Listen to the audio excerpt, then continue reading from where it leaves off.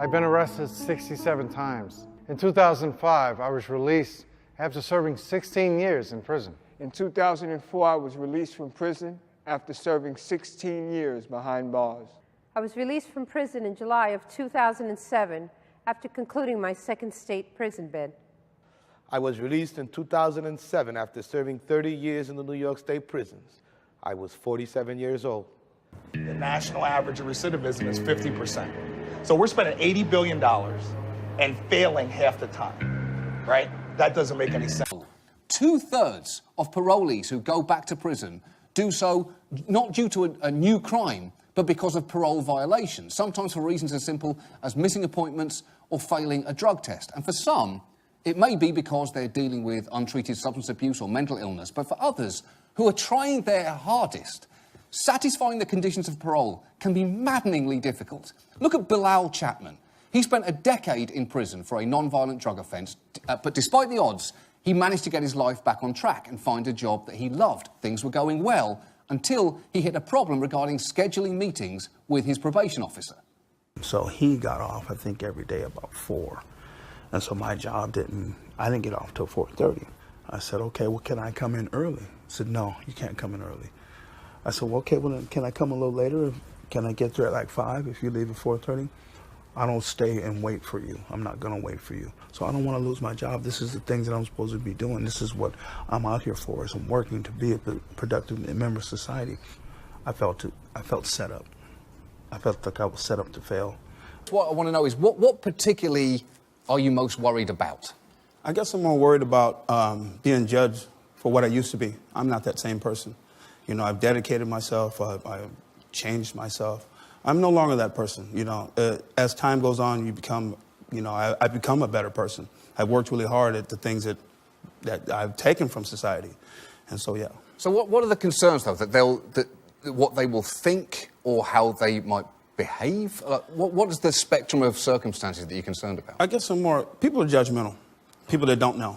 You know, I don't want anybody to look at me as the ex-con. I want them to look at me as the person I am now. I'm a supervisor. You know, I'm a good employee. I'm an employer. I even hire and I fire. Right. So I think I want them to look at me as that. Continue to live with that. They were about to both cheer and boo you when you said that. Okay. So why are you here? I'm here because of the fact that, you know, I may never do this again. I've done other interviews. I may never do this again because this takes me back to being that prisoner again. I'm not that prisoner today. I'm a taxpayer. You know, I work. I'm a citizen. I'm a voter. That's who I want to be. Those are the things that have defined me today. It's not what I did before. I did things years ago that I'm ashamed of, you know, that I don't like. But I don't want to relive that. At the same time, I want this opportunity to be for someone who says, oh, man, I can never get a chance. I'll never have a chance. There's always a chance. We'll just keep going. But I want the person also that looks down at us, that maybe there's a chance for other people, too. I was released from prison. I didn't know how I was going to be able to travel or to get around the city.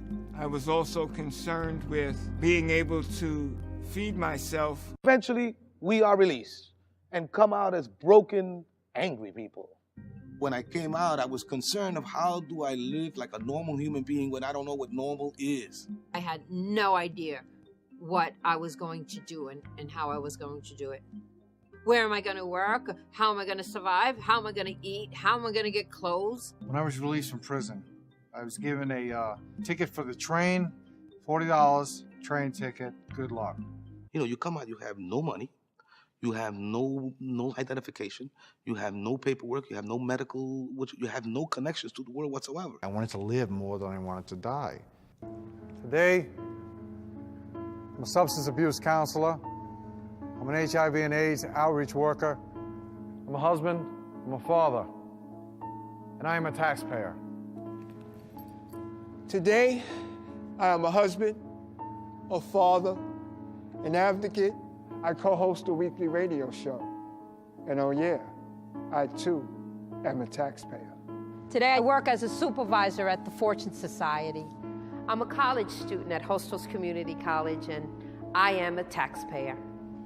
Today, I moved into my first apartment and my first adult relationship. I am working, and I am finally a taxpayer. Larry Eichel, a project director at Pew, says the big problem is finding jobs for ex-offenders. I know that the city of Philadelphia has had some programs recently trying to give businesses incentives, tax breaks, whatever, for hiring convicted criminals when they come out of jail. And it has had limited success. Eichel says convincing businesses to hire inmates is a tough sell.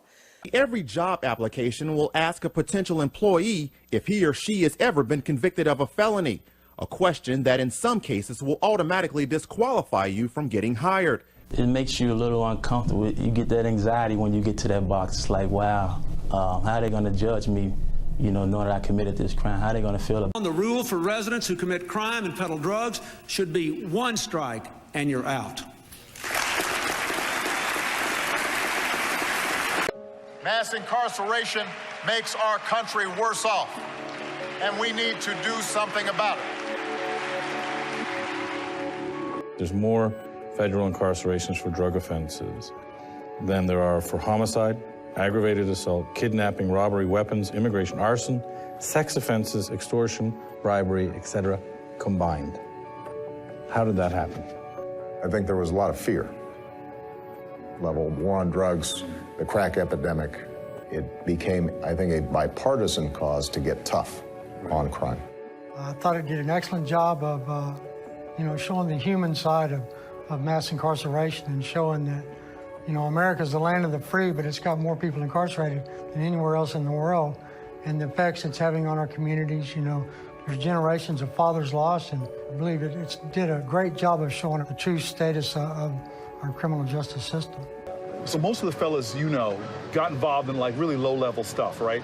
And they get that criminal conviction, and then it's a trap, right? How hard is it to get out? What are you talking about? We're still trying to get out, man. I still got ties to the system. I'm still paying. For any crime you do, you're gonna pay a stipend. You know what I'm saying? And you come out of jail, you paid your debt, but really you haven't paid your debt because you got thousands of dollars worth of fines. Exactly. What happens if you don't pay the fines now? We get re-locked up. You go to see your parole officer and you don't have money, they will hold you. Job or no job. And if you don't pay, you come back to jail. Yeah. I know one thing. I found myself selling drugs to pay back Pennsylvania. Oh my God! So in order to pay for the program to keep him away from dealing drugs, he has to earn money drug dealing. Nothing's easy.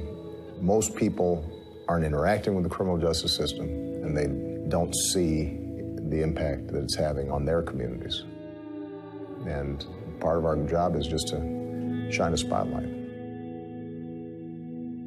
I think there's enough empathy among people of goodwill across the political spectrum that we may be able to pull this off.